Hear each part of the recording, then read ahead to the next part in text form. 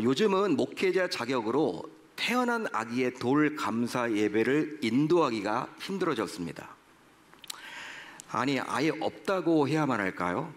하지만 불과 10여 년 전만 하더라도 제가 주말 점심이나 저녁만 되면요, 이 돌 감사 예배를 인도하러 참 많이 다녔었습니다. 목사님, 아기가 태어나서 이제 벌써 돌이 되었어요.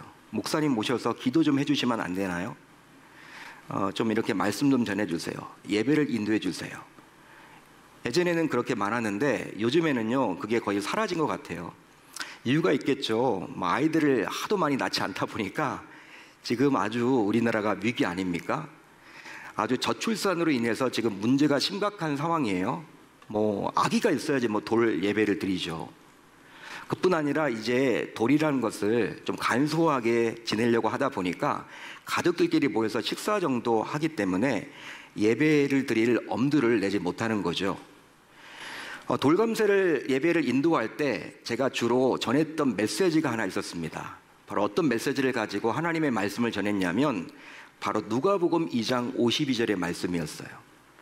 이 말씀은 어떤 내용이냐면요, 예수님께서 어린 시절 지혜와 키가 자라가며 하나님과 사람들에게 사랑받았다라는 이야기예요. 이 말씀을 가지고 이제 태어난 그 아기, 돌을 맞은 그 아기에게 하나님, 이 아기도 예수님처럼 정말 지혜가 있고 또 무럭무럭 잘 자라서 키와 몸무게가 잘 늘어남으로 말미암아 이제 사람들과 하나님께 인정받고 사랑받고 존중받게 해달라고, 그렇게 제가 축복을 빕니다. 자, 그렇게 말씀을 전하면요, 이 말씀이 은혜가 되었는지 부모님들과 또 집안 어른들이 아멘으로 화답을 하는 거예요. 지금 생각해 보면요, 아마도 이 말씀 안에 지혜뿐만 아니라 키가 언급되다 보니까 더욱더 은혜가 된 듯 보여요. 여러분, 부모는요, 자기 자녀 태어나게 되면요, 이 적절한 그 나이 때 키를 굉장히 또 중요시 여기고 또 몸무게를 굉장히 또 재보잖아요. 그래서 여러분 속상해하기도 하고 또 좋아하기도 합니다. 아기가 태어나가지고 이런 무럭무럭 잘 자라야 되는데 그러지 못하면요, 부모에게는 근심이 되는 거죠. 이처럼 사람은 누구든지 성장할 시기가 되면요, 성장해야 하는 거예요. 하지만 성장해야 하는데 아예 성장을 멈추거나 또 성장 자체가 거의 이루어지지 않으면 문제가 생겼다라고 생각을 합니다. 바로 정신적으로 혹은 육체적으로 문제가 있다라고 이제 부모도 그렇게 여기게 되고 또 주변 사람들도 걱정을 하게 되는 거죠. 실제 우리가 살아가는 이 세상은 어떻습니까? 이런 분들을 향해서 아픈 분들이라고 이야기를 하면서 각별한 관심을 가진단 말이에요. 자, 이제 오늘 말씀 안으로 들어가 보겠습니다. 그런데 오늘 말씀 안으로 들어가 보면 바울이 나오는데 이 고린도 교회 성도들을 향해서 자기의 속마음을 말해주고 있어요. 제가 속마음이라고 말을 해주고 있는데 뭐라고 해야 될까요? 바울이 고린도 교회 성도들에게 좀 감추고 싶은 그러한 과거의 이야기, 과거를 지금 말을 해주고 있습니다. 이것만큼은 내가 좀 말하고 싶지 않아. 사람은 누구나 그런 이야기들이 다 있죠. 그런 여러분 과거가 다 있잖아요. 나는 이것은 좀 내용 오픈하기가 좀 쉽지 않다. 그 부분을 지금 솔직하게 고백을 해주고 있습니다. 여러분, 바울의 고백을 한번 볼까요? 우리 11절을 한번 같이 읽어봅니다. 시작. 내가 어렸을 때에는 말하는 것이 어린아이와 같고 깨닫는 것이 어린아이와 같고 생각하는 것이 어린아이와 같다가 장성한 사람이 되어서는 어린아이의 일을 버렸노라. 여러분, 바울이 이렇게 이야기를 하죠. 말하는 것이 어린아이와 같았다. 깨닫는 것이 어린아이와 같았다. 생각하는 것이 어린아이와 같았다. 이렇게 고백을 합니다. 하기 싫은 고백이죠. 지금은 여러분 그렇지 않은데 과거에 이런 이야기를 꺼낼 이유가 과연 있을까? 자, 그러면 바울이 자신의 이야기를 굳이 꺼낸 이유는 과연 뭘까요? 왜 바울은 왜 어릴 적에 자기는 이런 식으로 살았다라고 이런 고백을 하고 있는 것일까요? 그것도 고린도 교회 성도들에게 편지를 쓰면서 말이죠. 실제로 바울은 자신의 이야기를 꺼내므로 결과적으로 고린도 교회 성도들이 아직 어린 아이와 같은 상태에 머물러 있음을 지적해주고 있는 거예요.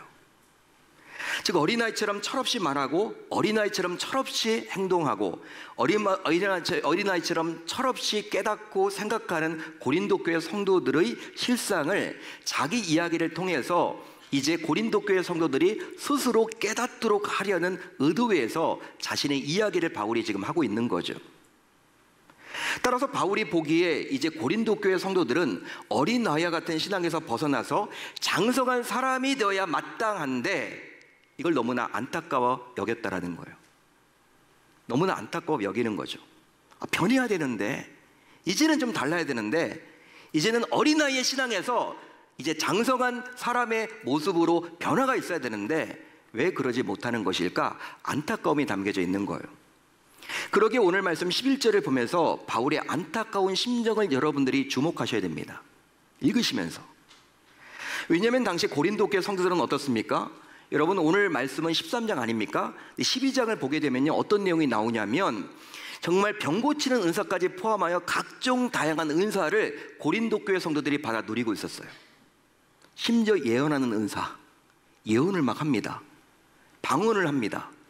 심지어 평신도들이 병을 고칩니다. 암덩어리가 여러분 뚝뚝 떨어져 나가요. 그런 은사를 하나님께서 주셨단 말이에요. 그런데 그런 은사를 받았음에도 불구하고 여전히 어린아이의 신앙으로 머물러 있으니 바울은 이것이 너무나 안타깝고 불편했던 것이죠. 그래서 바울은 다음과 같이 자신의 감추고 싶은 이야기까지 꺼내므로 고린도 교회 성도들 역시 자신처럼 변화되기를 고대했던 거예요. 바울이 이렇게 이야기를 하죠. 장성한 사람이 되어서는 어린아이의 일을 어떻게 했다? 버렸노라.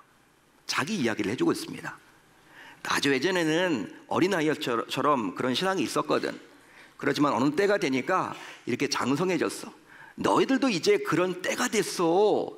방언을 하면 뭐해? 예언을 하면 뭐해? 병 고치면 뭐해? 너희들 아직도 어려.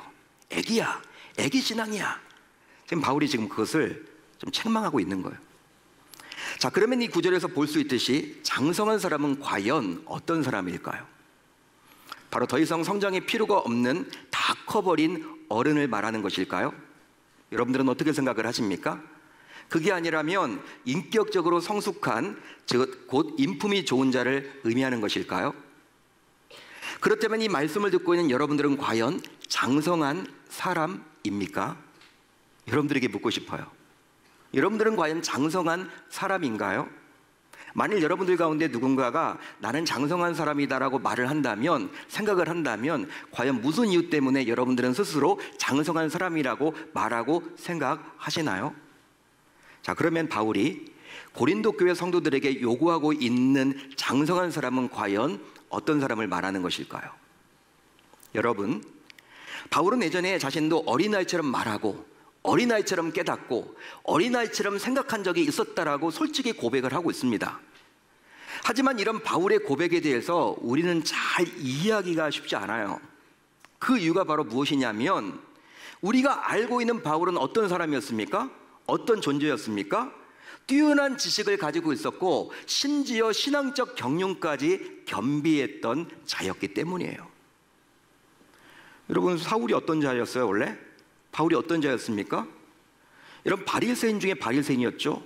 율법학자였죠. 여러분, 구약 성경을 줄줄 암송했죠. 그 말씀대로 살려고 몸부림쳤죠. 하나님을 누구보다도 사랑한다고 자부했죠. 유대교에서는요, 유대 종교 지도자들을 비롯해서 유대교에 속한 모든 사람들이 바울을 떠받들었어요. 바울이 위대한 바울, 바울만큼 하나님 사랑하는 사람이 있을까? 그렇게 여겼단 말이에요. 실제로 그는 길리기아 다소 출신 아닙니까? 그 출신으로서 가말레엘이란 당대 석학 밑에서 수학한 최고의 수재였습니다. 그뿐 아니라 율법으로도 대단한 열심을 가지고 있는 자였기 때문에 사람들에게 박수갈채를 받았어요. 사람들의 인정을 받았던 자였습니다. 여러분, 그 유대교에서 신앙이 제일 좋은 사람이 바로 이 바울이었어요. 사울이었습니다. 그런데 이런 그가 어린아이처럼 말하고 어린아이처럼 깨닫고 어린아이처럼 생각했다고 고백을 하고 있으니 이것은 쉽게 납득이 잘 안 되는 거죠. 자, 그렇다면 바울의 이런 고백을 통해서 우리는 과연 무엇을 알게 되는 것일까요? 알 수 있을까요? 바울의 여러분, 이런 솔직한 고백을 통해서 우리는 무엇을 깨닫게 되는 것일까요? 바로 우리의 신앙을 성숙시키고 장성한 사람으로 만들어주는 것은 지식과 학문 그리고 율법적 열심이 아니라는 거예요. 결코 아니라는 것이죠. 그게 아니라는 것이죠. 오직 예수님의 사랑만이, 오직 예수님의 사랑만이 우리를 온전하고 장성한 사람으로 만들어 줍니다. 할렐루야, 할렐루야. 그 이유는 바로 예수님의 사랑을 갖지 못한 자는 많이 알고 많이 경험해서 스스로 성숙한 자라고 자부하고 인정한다 하더라도 결국 어린아이와 같은 미성숙한 자이기 때문이에요. 따라서 아무리 본래 바울처럼 훌륭한 가문 밑에서 탁월한 학문으로 무장하고 율법적 열심을 가졌다 하더라도 예수님의 사랑이 없다면 결국 철부지 어린 아이와 같습니다. 바로 가장 중요한 진짜를 놓쳤기 때문이죠. 실제로 예수님의 사랑을 깨닫고 바울은 자신이 알았던, 자신이 누렸던, 자신이 열심히 했던 모든 것들이 결과적으로 철없는 아이와 같은 짓거리였음을 깨닫고 그것을 버렸어요. 깨닫고 버렸다라는 거예요. 그렇게 그는 예수님의 사랑을 품고 어린아이처럼 살았던 모든 이전의 삶을 청산했습니다. 할렐루야, 할렐루야. 그러기에 바울이 고백했던 장성한 사람이 되어서는, 오늘 말씀에 나와 있죠? 장성한 사람이 되어서는, 이 말은 어떤 의미냐면 예수님의 사랑을 알고 나서는, 예수님의 사랑을 알고 나서는 이런 의미예요. 따라서 장성한 사람이 되어서는, 즉 예수님의 사랑을 알고 나서는 어린 아이의 일을 버렸노라, 이렇게 해석하시면 됩니다. 내가 예수님 만나고 나서는, 예수님이 사랑이 어떠한 분인지를 내가 인정하고 나서는, 깨닫고 나서는, 예수님이 나를 얼마만큼 사랑하시는지를 내가 깨닫고 나서는 내가 이전에 어린아이와 같은 유치한 생각, 유치한 말, 유치한 깨달음 모두 다 버렸다. 지금 바울은 그 이야기를 해주고 있는 거예요. 그런즉 예수님의 사랑이 없는 그 어떤 신앙생활도 결국은 껍데기에 불과합니다. 자, 그래서인지요, 고린도전서 13장을 통해서 바울은 사랑에 대해서 보다 구체적으로 말을 해주고 있습니다. 여러분, 우리가 이 고린도전서 13장을 어떤 장이라고 이야기해요? 사람들이 사랑장이라고 많이들 여러분 들어보셨죠? 고린도전서 13장은 사랑장이야, 고린도전서 15장은 부활장이야. 성경을 좀 읽어보신 분들은 다 아실 거예요. 근데 이 사랑장을 통해서 사랑이 과연 뭐냐, 사랑이 없게 되면 어떻게 되느냐, 사랑이 있으면 뭐가 정말 좋아지느냐, 왜 우리가 사랑을 가져야 하느냐, 그 부분에 대해서 바울이 지금 이야기를 해줍니다. 우선 사랑이 없으면 어떨까요? 여러분, 사랑이 없으면 어떨까요? 예수님의 사랑이 없는 신앙은 아무리 영적으로 뛰어난 은사를 가졌다 하더라도 결국 아무것도 아닙니다. 자, 그래서 오늘 말씀 1절로 3절을 보면요, 아주 놀라운 이야기를 해주고 있죠. 아주 놀라운 이야기를 해주고 있어요. 13장 1절로 3절을 보시면요, 아주 놀라운 이야기를 해주고 있는데, 이 부분에 여러분 우리가 집중하셔야 돼. 주목하셔야 됩니다. 제가 읽어드릴게요. 사랑이 없으면 소리나는 구리와 울리는 꽹과리가 되고, 사랑이 없으면 내가 아무것도 아니요, 사랑이 없으면 내게 아무 유익이 없느니라.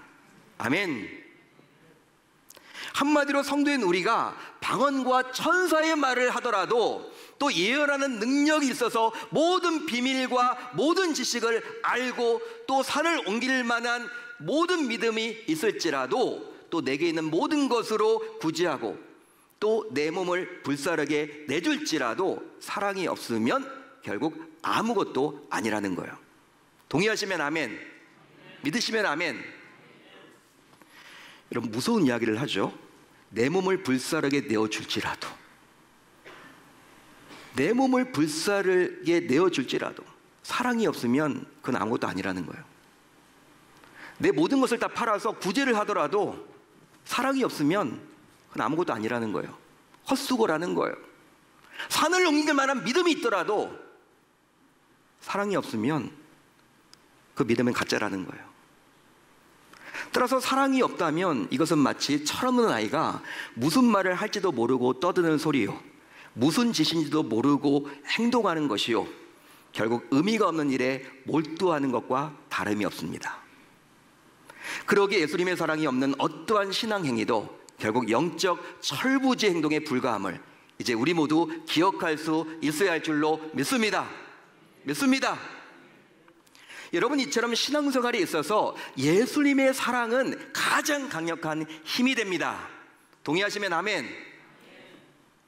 자, 그래서 이제 바울은 오늘 말씀 13절을 통해서 13장 13절을 통해서 사랑에 대해서 다시 한번 강조를 해주고 있어요. 우리가 너무나 잘 알고 있는 이 메시지, 아마 암송하신 분도 계실 거예요.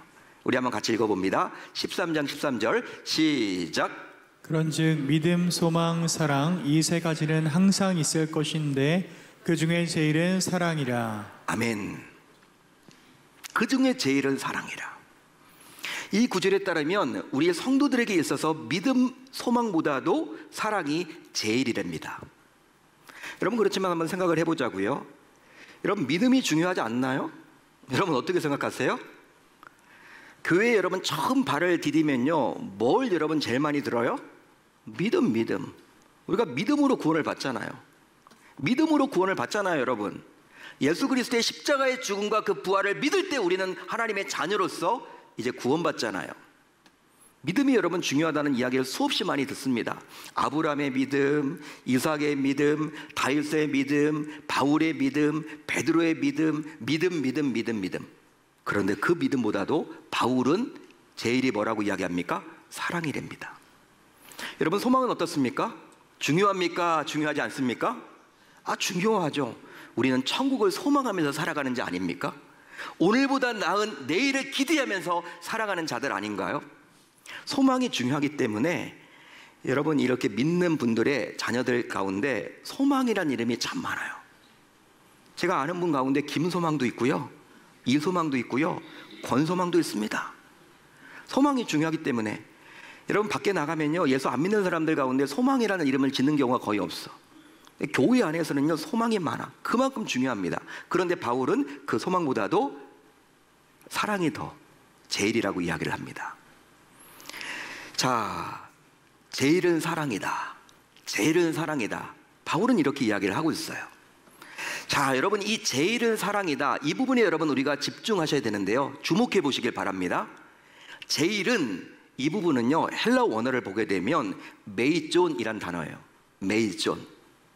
제일은 메이존이라는 헬라어를 씁니다. 자, 그런데 이 메이존은 메가스라는 헬라어에서 유래된 비교급 형태예요. 따라서 메이존, 메가스는요, 같은 어원이라고 보시면 돼요. 자, 그런데 이 메가스는요, 현대 영어 단어인 메가톤의 어원이 됩니다. 혹시 여러분들은 메가톤에 대해서 들어보셨어요? 목사님, 그 아이스크림 이름 아닌가요? 예, 하드 메가톤도 있는데 여러분, 제가 말하려고 하는 의도를 잘 보셔야 됩니다. 여러분, 메가톤이라는 단어 들어보셨어요? 메가톤은요, 폭발력의 단위예요. 폭발할 때의 단위를 가리켜서 메가톤이라고 부르는데, 제가 여러분 살펴보니까 TNT 100만 톤의 폭발력을 갖는다라는 거예요. TNT 100만 톤. 남자분들은 끄떡끄떡 하시는 분들은 아시는 분들이야. 이게 얼마나 대단한 건지. 여러분, 100만 톤, TNT 100만 톤이다. 감이 안 오죠, 여러분. 그래서 제가 또 정리를 해드렸어. 설교를 준비하면서 또 찾아봤어. 그랬더니 여러분, 1945년 일본 히로시마에 핵이 떨어집니다. 이 핵 한 방으로 인해서 일본은 항복을 하게 돼요. 여러분, 핵이 있기 전까지만 하더라도, 핵이 떨어지기 전까지만 하더라도요, 일본 천황은요, 그냥 이 고집이 세가지고 꼭 여러분 바로왕처럼, 구역에 나와 있는 바로왕처럼 항복을 안 해요. 미국이 여러분 리틀보이라는 이 핵을 떨어뜨렸거든요, 히로시마에. 그때 떨어뜨렸던 그 핵이 16킬로톤이랍니다. 16킬로톤. 자, 그런데 1킬로톤이 바로 TNT 1000톤이래요. 따라서 여러분, TNT 100만 톤의 위력인 메가톤은요, 어마무시한 강력한 힘을 말하는 거예요. 그러니까 히로시마에 떨어진 것보다도 100배 강력한 무기예요. 사랑이 그렇다라는 거예요. 지금 바울이 여러분 그 단어를 일부러 사용하고 있습니다. 따라서 제일은 사랑이다라는 이 말은 사랑이야말로 메가톤급의 강력한 능력을 말합니다. 그러기에 그 중에 제일은 사랑이라는 의미는 우선순위를 말하는 것이 아니라 신앙생활에서 가장 강력한 힘의 원천을 말하는 거예요. 그런즉 예수님의 사랑은 핵폭탄보다도 더 강력한 측량할 수 없는 어마어마한 능력이라는 거예요. 자, 마태복음 24장 12절인데요. 우리 한번 같이 읽어보겠습니다. 시작. 불법이 성함으로 많은 사람의 사랑이 식어지리라. 아멘. 마태복음 24장을 통해서 예수님께서는 말세가 올 때 일어날 여러 징조를 말씀하시면서 성도인 우리가 깨어서 준비하도록 해주셨어요. 야, 말세가 오면 지진이 일어날 거야. 민족 간의 전쟁이 있을 거야. 여러 가지 재앙이 있을 거야. 쭉 이야기를 하시면서 어떤 이야기를 해주시냐면 신앙의 본질에서 이탈한 자들이 점점 늘어만 간다. 그 이야기를 해줍니다. 그 결과 점점 각박해지고 건조해져서 예수님의 사랑을 말세가 되면 쉽게 찾아보기가 힘들어진다는 거예요. 그런데 지금이 바로 말세답게 우리 성도들조차도 예수님의 사랑이 식어진 채로 살아가고 있다는 것이죠. 그래서 어떤 교회 앞에 대형 교회인데 사람 하나가 이렇게 쓰러져 있는데 이런 많은 사람들이 이렇게 오고 가면서도 그 사람에 대해서 관심을 기울이지도 않고 그 사람이 왜 거기에 누워 있는지, 여러분 그런 일이 있었다라는 거예요. 많은 사람들이 왕래하는 그곳에 누워 있는데도 불구하고 어느 누가 하나 관심을 가지고, 그만큼 여러분 예수님의 사랑이 우리 성도들 사이에서 모두 식어진 거죠. 그러면서도 안타깝게도 정작 성도들 스스로는 자신에게서 예수님의 사랑이 부족함을 깨닫지 못하고 나름 신앙생활을 잘하고 있다고 생각을 합니다. 그게 바로 저와 여러분들의 모습 아닌가요? 그 이유는 바로 주일이면 예배를 드리고 헌금도 하고 또 봉사도 하기 때문에 뭐 이 정도면 내가 신앙생활 잘하는 거 아니야? 이렇게 생각한다라는 것이죠. 따라서 이제는 우리 모두 장성한 사람, 즉 예수님의 사랑으로 충만해져서 한번 살아가 봅시다. 오늘 말씀 12절을 통해서 바울은 왜 예수님의 사랑이 성도들에게 중요한지 다시금 당시의 거울을 가지고 설명을 해주고 있어요. 자, 여러분 이 12절 이게 과연 어떻게 해석을 해야 될까? 우리 한번 같이 읽어볼까요? 시작. 우리가 지금은 거울로 보는 것 같이 희미하나 그때에는 얼굴과 얼굴을 대하여 볼 것이요. 아멘. 바울이 살던 시대에는요, 지금으로부터 약 2000년 아닙니까? 그 당시 거울은요, 지금 우리가 사용하는 거울과는 달라요. 지금 우리가 거울을 보면 선명하게 보입니다. 정확하게 명확하게 보이죠. 근데 그 당시 거울은요, 지금의 거울과 달라요. 청동으로 만들었기 때문에 살펴보면요, 얼굴을 비춰보면요, 그냥 희미하게 보인다라는 거예요. 흐릿하게 보인다라는 거예요. 어떤 형상만 보이지 정확하게 이게 안 나타나요. 바울은 예수님의 사랑이 없는 어린아이와 같은 철부지 성도의 모습이 바로 그런 희미하게 보이는 것이라고 말을 해주고 있어요. 하지만 예수님의 사랑으로 충만케 된 장성한 자와 같은 성도는 결과적으로 대면한 것처럼, 얼굴과 얼굴을 맞댄 대면처럼 선명하게 보게 된다라고 말을 해주고 있습니다. 따라서 예수님의 사랑이 없는 신앙의 모습은 분명하지 않고 답답하고 꽉 막힌 것처럼 보일 뿐이에요.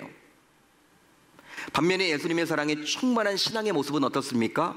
얼굴과 얼굴을 마치 대하는 것처럼 선명하고 분명하고 확신에 찬 것처럼 보여지죠. 그만큼 예수님의 사랑은 신앙생활에 있어서 지속적인 성장과 변화를 이끄는 유일한 에너지이기 때문입니다. 할렐루야. 할렐루야. 여러분, 지금 우리 교회는 한창 다음 세대 성경학교와 수련회가 진행 중에 있어요. 주보를 보시면, 야, 우리 교회 이렇게 수련회를 많이 한단 말이야? 성경학교를 하네? 아, 몰려있구나. 아마 여러분들이 그런 생각을 다 가졌을 거예요. 물론 이미 끝난 부서도 있고 또 오늘부터 시작하고 돌아오는 금요일부터 시작되는 부서도 있습니다. 그뿐 아니라 1박 2일 일정으로 가게 되는 국내 선교 아울리치가 이제 한 주 앞으로 다가왔어요. 이제 이 시간부로 이번 한 주 성도인 우리 모두 예수님의 사랑으로 각 부서의 성경학교와 수련회 그리고 국내 선교 아울리치를 바라보는 결단을 해 봅시다. 딴 나라 이야기가 아니라, 나와는 상관없는 행사가 아니라 나의 행사로 바라봐야 하는 거예요. 그리함으로 여러 사정상 직접 몸으로 도와주거나 참여하지는 못하더라도 예수님의 사랑으로 이런 교회 행사에 적극 관심을 가지고 준비하는 자들이 과연 무엇이 필요한지를 묻고 격려함으로 실제로 물질로 또 기도로 적극적으로 섬겨주시기를 바랍니다. 내가 직접 참여를 못하지만 관심을 가지고 뭐가 필요하지 않나, 여러분 물어보시고 격려도 해주시고 여러분 기도도 해주시고 또 무엇이 필요하다고 하면 물질을 흘려보내서 정말 사랑의 모습을 보여주시기를 당부드립니다. 그게 바로 말세를 살아가는 성도인 우리가 이 시대와 역행하는 모습으로서 예수님의 사랑으로 무장한 장성한 자라 감히 말할 수 있는 거예요. 그 결과 성도인 우리 모두 예수님의 사랑으로 구원받고 하나님의 자녀가 되었기에 이런 귀한 사랑을 이미 입은 자로서 그 사랑을 신앙생활에서 적극적으로 흘려보내므로 더 이상 어린아이가 아니라 장성한 신자로서 살아갈 수 있어야 할 줄 우리 주님의 이름으로 축원합니다.